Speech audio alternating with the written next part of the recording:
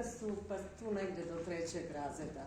Imamo tu pesme, pripovetke, zagonetke, svašta po nešto, čak i pozorištanca mala. Sad sticajem okolnosti, ona to ne zna, ona je moj izdavač ove knjige, tako da ja bih samo jednu malu pozorišnu predstavu u 3 poteza. Brzo ide. Pozorištance u 3 poteza.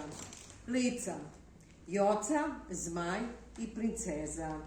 Može se izvoditi u učionici ili bilo kom drugom prikladnom mestu.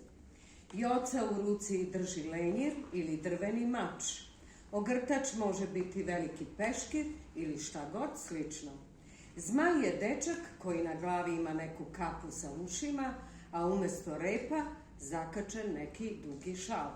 Princeza ima krunu od kartona na glavi. Joca narogušen i ljut maše mačem, govoreći pretećim tonom. Slušaj ti, repati, da princeza ne pati, neću ti je dati.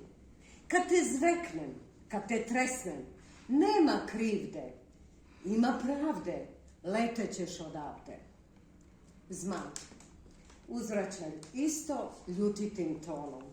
Joco, Joco, ti što imaš strašno oko, kad te mojim repom zviznem, kad te mojom kandžom stignem, nema pravde, ima krivde, bežat ćeš odavde.